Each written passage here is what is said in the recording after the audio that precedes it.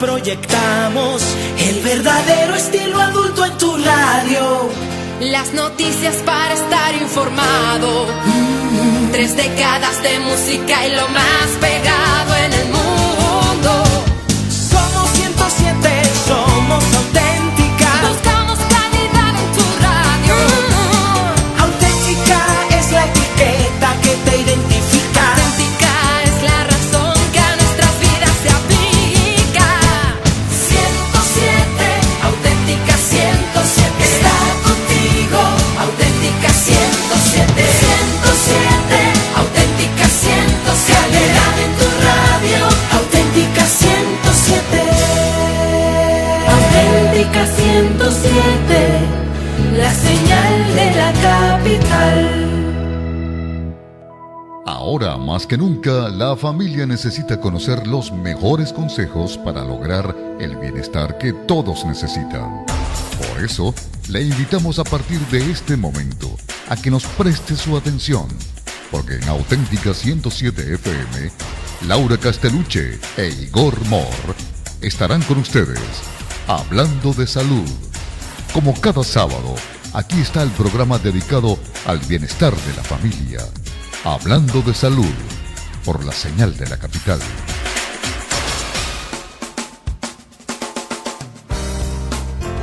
Feliz día para todas y todos, bienvenidas y bienvenidos a Hablando de Salud, la información vital que usted necesita por Auténtica 107.5 FM, la señal de la capital. Quien les habla, Laura Castellucci, certificado de locutora 18031. Igor Mor, el certificado de locución 32102. En la gerencia de producción y nuestro operador, el señor Ronmel Gil, todos bajo la dirección de Francisco Javier Martínez. Bueno, hoy vamos a tener un programa sumamente especial porque vamos a hablar sobre ese mal hábito, por decirlo de alguna manera, enfermedad, que también se considera como una enfermedad, como es el tabaquismo, esos fumadores activos, porque también hay fumadores pasivos que estamos en desventaja por muchas razones que vamos a comentar más adelante. Y bueno, vamos a hablar con los expertos a ver de qué manera usted, si nos está escuchando, tiene la voluntad y el deseo para dejar de fumar. ¿No es así, Igor? Sí, sobre todo porque hemos visto que en Venezuela, si se quiere, ha sido exitosa la campaña de los ambientes libres de humo.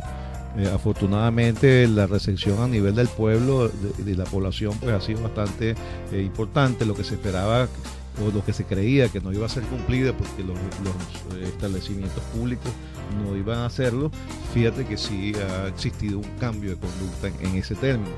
Y por lo tanto, una vez que nosotros hemos conseguido disminuir las áreas donde las personas puedan fumar, vamos entonces a dedicarnos a eso, a las personas que están fumando, pero que lamentablemente todavía lo siguen haciendo.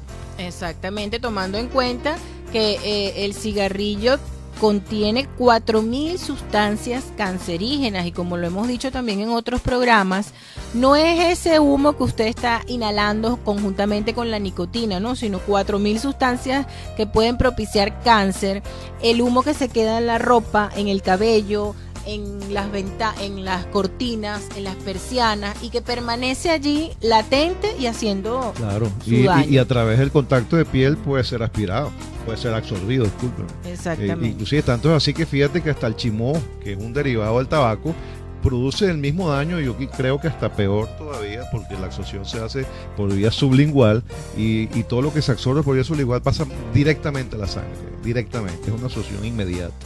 Entonces, pues, el tabaco en toda su forma. Y sobre todo, fíjense en la nueva moda del narguile. Hoy en día los muchachos se toman fotos con aquella bombona prendida de humo del tabaco, diciendo que el narguile es una forma de aspirar menos nicotina, y eso es completamente falso. Y tanto es así que además de la nicotina que se está aspirando a través del narguile, están aspirando el carbono, el monóxido de carbono, porque ellos prenden el narguile con carbón. Entonces es un doble humo, el humo del cigarrillo más el humo del carbón que utilizan para calentar el agua del narguile. Que ambos son cancerígenos, además. Uno peor que el otro, sí. Te podrás imaginar. Bueno, soy fumador, quiero dejar de fumar, es el título que le hemos dado al programa de hoy en Hablando de Salud, la información vital que usted necesita. Y en Venezuela tenemos aquí las estadísticas más recientes, se señala que existen de 6 a 7 millones de fumadores. Es una cifra, si se quiere, muy alta, tomando en cuenta que somos un país de una población bastante pequeña, con apenas 28, 29 millones de habitantes. O sea que aproximadamente una prevalencia sería como del 30 al 32%. Entonces, estamos hablando que cada 10 venezolanos, 3 están fumando en este momento. Sí. Cifra sumamente elevada. ¿Tú alguna vez has fumado, Igor? Mira, sinceramente, sin que me quede nada por dentro, lo hice cuando tenía 15 años y era porque quería enamorar a una muchacha que fumaba. Bueno, Y le compraba los cigarritos para ella. Cuando yo se los daba y ella me los daba a mí, yo salía tosiendo y me daba mucha vergüenza. Y nunca en mi vida, gracias a Dios, pude aspirar un cigarrillo. Y después que la muchacha me dijo que no, menos todavía, así que nunca lo he hecho. Bueno, fíjate, tú estás entre las estadísticas porque según el doctor David Rincón, expresidente de la filial Miranda de la Sociedad Venezolana de Pediatría y Puericultura y asesor médico de un laboratorio muy importante del país, afirma que la incidencia de niños fumadores está entre los 10 años o mayores de 10 años, Eso ¿no? es importante. Y en una estadística bastante alta, estamos hablando de 20%. Yo diría que alarmante. Es la Estás más hablando- alta de Latinoamérica. Estás hablando de niños. Eso es Exactamente. horrible. Las consecuencias que eso puede traer para el futuro humano. Ujú. Bueno, pero vamos a contactar al doctor José Félix Ruiz. Él es director del Departamento del Control del Tabaquismo de la Fundación Venezolana del Corazón. Es investigador también en esta área sobre el tabaquismo, cómo dejar de fumar. Y vamos a contactarlo. Se encuentra en Maturín, ¿no, Igor? En este momento en la ciudad de Maturín, precisamente, vamos a hacer ese contacto porque nuestro amigo José Ruiz es un destacado investigador en la materia, ha sido el baluarte aquí en Venezuela para que el programa de la ley marco de anticesación tabaco fuese aprobada a nivel de la Asamblea Nacional. Tiene muchísima experiencia en esto, pues, y yo creo que sería la persona más importante en términos de que podamos obtener alguna información. Le recordamos que está usted escuchando Hablando de Salud, la información vital que usted necesita por Auténtica 107.5 FM, la señal de la capital. El tema de hoy: soy fumador, quiero dejar de fumar. Buenos días, doctor José Félix Ruiz. Él es director del Departamento del Control del Tabaquismo de la Fundación Venezolana del Corazón. Es investigador en esta área. Y bueno, la intención es preguntarle cómo puede hacer una persona o cuáles son los programas, qué tipo de actividades pudiera realizar para que una persona deje de fumar. Muchos lo consideran un vicio, otros dicen que es una enfermedad. Entonces, ¿qué le aconsejamos a todas esas personas fumadoras activas y pasivas que sufrimos las consecuencias de los fumadores para dejar el hábito? Excelente pregunta, Laura. Primero debo agradecer la invitación y hacer esta conexión desde el estado Aragua hasta el estado Monagas. Esto es muy importante porque estamos conectándonos casi todo el país. Debo decirte, Laura, que al principio es necesario que exista información y educación a la comunidad de forma permanente en el tema. Si esto existe, es mucho más probable que muchos fumadores dejen de fumar. Por eso realmente tanto comunicadores sociales como líderes en salud tenemos esa obligación de mantener programas de información para que los fumadores sepan cuáles son los riesgos y, por supuesto, los fumadores contribuyan a que este programa de cesación también sea eficaz. Segundo, los países donde las leyes de ambiente del humo de tabaco son eficaces, realmente ayudamos más a los fumadores a dejar de fumar. Por lo tanto, en nuestro país tenemos que hacer esfuerzos porque esta ley, como ya hemos mencionado, pues sea tan eficaz como hasta ahora y tal vez mucho más. Tercero, debo decirte que los países del mundo que formamos parte del Tratado Mundial del Control del Tabaco tenemos la obligación, en este caso el Estado, de implementar programas de cesación, o sea, programas que ayuden a los fumadores a dejar de fumar. Es indispensable que tengamos personal entrenado, tanto médicos como enfermeras, disponibles en los centros de salud. Y segundo, tengamos fármacos o medicamentos eficaces, accesibles a nuestros pacientes. En este sentido, pues, estas condiciones son indispensables para que podamos ayudar a los fumadores a dejar de fumar. Ahora, ¿cómo debe ser una consulta para poder ayudar a un fumador realmente a dejar de fumar? Eso es un programa oficial a nivel de los países o es un programa que se está establecido a nivel mundial y se puede repetir y replicar en cada uno de los países, o se le deja a los países la libertad de tomar una decisión al respecto? El convenio marco ofrece directrices. Las directrices son basadas en evidencia, por lo tanto son recomendaciones con sustentación científica y los países tienen la libertad de escogerlas. Por supuesto, deberíamos escoger las directrices que nos recomienda el Tratado Mundial de Control del Tabaco. Yo que insistieras, porque no puede ser cualquier cosa o cualquier programa que a mí me dé la gana implementar. De repente yo digo, mira, si tú tomas una hoja de tal té, vas a tener resultados positivos, y eso no puede ser así. Me imagino que tiene que ser de evidencia científica que apoyen y que hayan sido comprobados en trabajos de campo, que en efecto se consigue obtener un cambio en términos del seguimiento de estos pacientes que fuman. Estas directrices aprobadas por el Convenio Marco para el Control del Tabaco son producto de la experiencia de los países con más avanzadas técnicas de cesación, discutidas no solamente a nivel científico, sino discutidas a nivel de tratado de control de tabaco, donde los acuerdos son eminentemente aprobados por los representantes de los países, pero en conocimiento de lo que realmente es eficaz hasta ahora. O sea, que realmente son recomendaciones con sustentación científica, no son improvisaciones ni lo que les parece a alguna persona. ¿Y cuáles han sido esos países, doctor, donde ha habido mejores resultados en la aplicación de estos programas? Bueno, a nivel de Europa tenemos que mencionar en Inglaterra existen programas eficaces de hace muchísimos años, son uno de los líderes en el mundo, especialmente en Europa. En España, en Madrid, te podría mencionar que nada más en esta ciudad hay más de 250 consultas que refieren a un centro especializado. En México tenemos excelentes especialistas que durante varios años han trabajado en cesación. En Argentina hay importantes experiencias que han formado parte también de este análisis en Uruguay. Y quisiera decirte que la experiencia de Venezuela también formó parte en este análisis que modestamente pudimos aportar cuando hicimos la discusión. Tú hiciste un trabajo importante hace 1, 2 años, 3 años a nivel del Ministerio de Salud aquí en Venezuela. ¿Qué fue lo que tú prácticamente pudiste percibir en esos programas que intentaste de cesación tabáquica?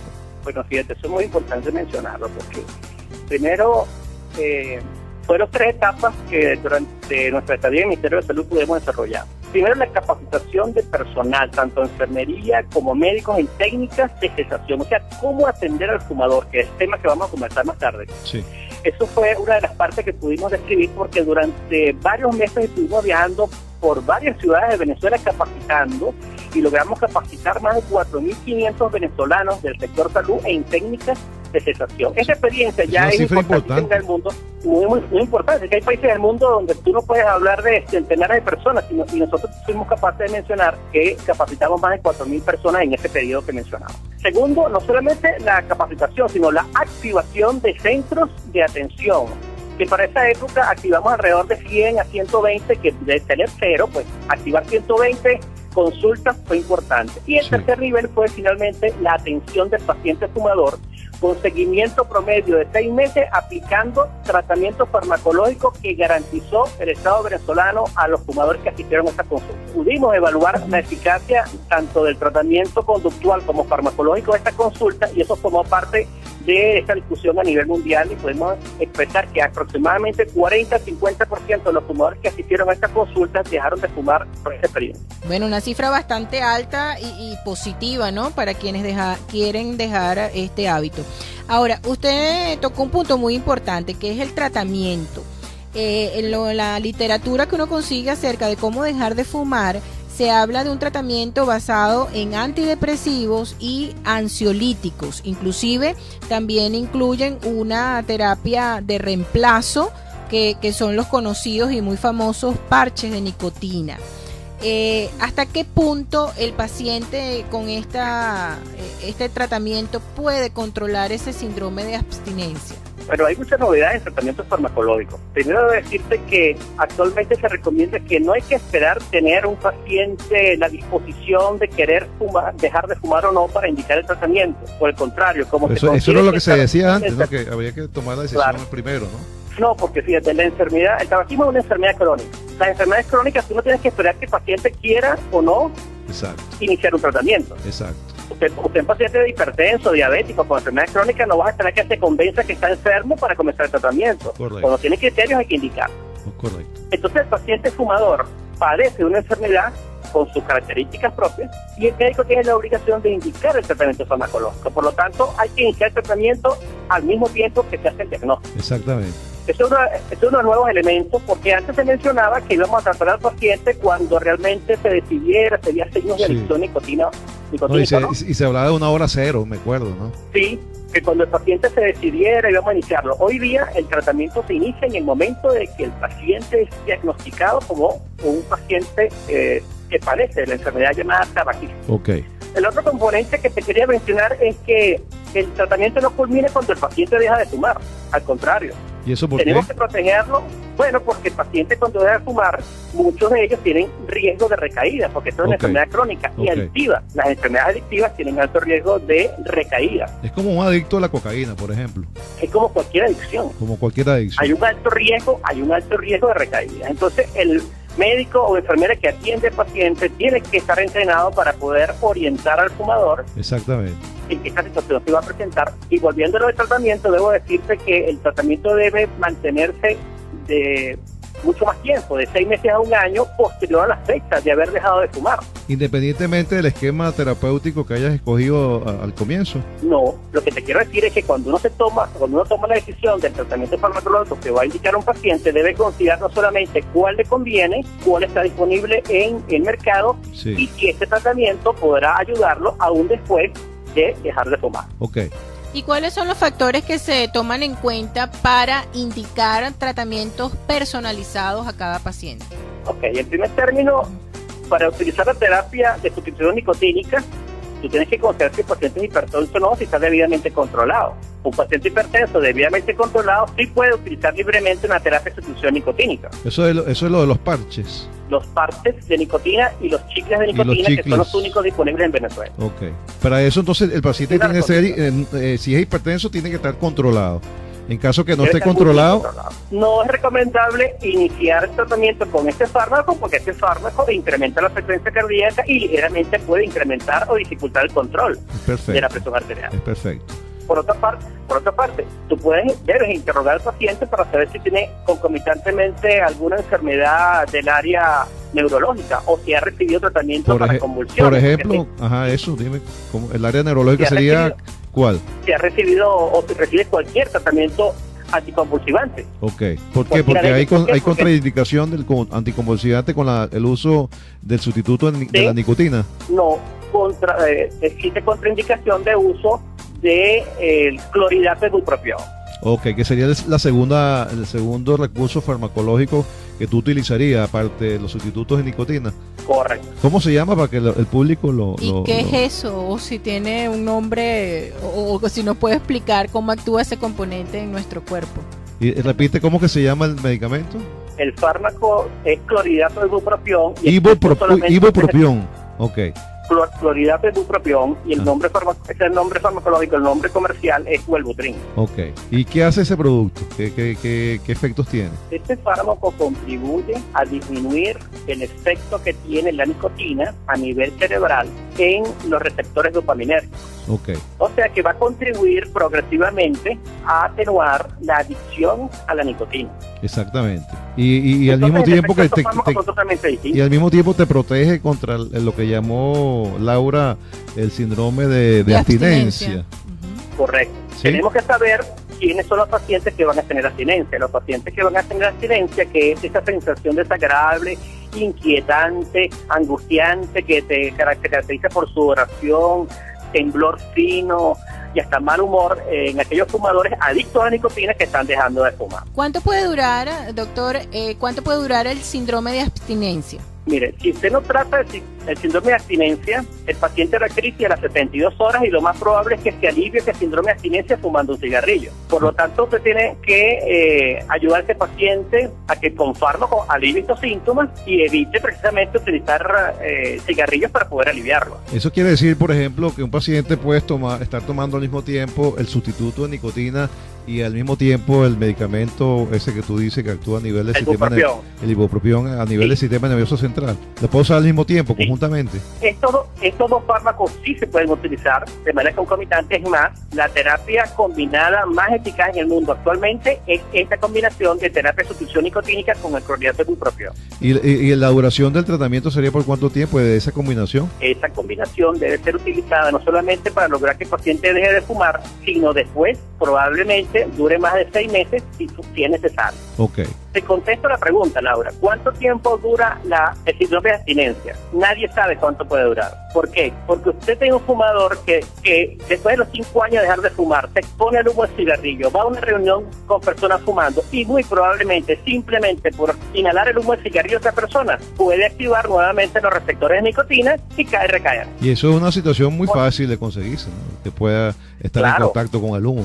Claro, por eso es que los psiquiatras en el mundo dicen que el tabaquismo debe tratarse de por vida como cualquier adicción. Igualito. Sí, señor. Exactamente. Ahora, doctor, antes de finalizar la entrevista, ¿cómo habría que hablarle a un fumador para de alguna manera tratar de convencerlo que debe dejar de fumar y que él está enfermo, pues, y como enfermedad necesita la ayuda médica, necesita los medicamentos y las terapias? De muchas formas. Primero hay que decirle a toda la comunidad que el cigarrillo contribuye al incremento de muertes por enfermedades cardiovasculares como infarto cardíaco, infarto cerebral, enfermedades crónicas respiratorias y obstrucción de arterias de las piernas. Enfermedades que van a padecer todos los fumadores en alguna parte, en algún momento de su vida. Los fumadores, la mitad de ellos y de los que existen actualmente en el mundo, pueden fallecer en cualquier momento de su vida y el cigarrillo le va a quitar 20, 25 años de vida. Entonces, uno de los puntos es decirle a los fumadores qué va a pasar con su vida en la medida que sigan fumando. Presentarle el Segundo, panorama.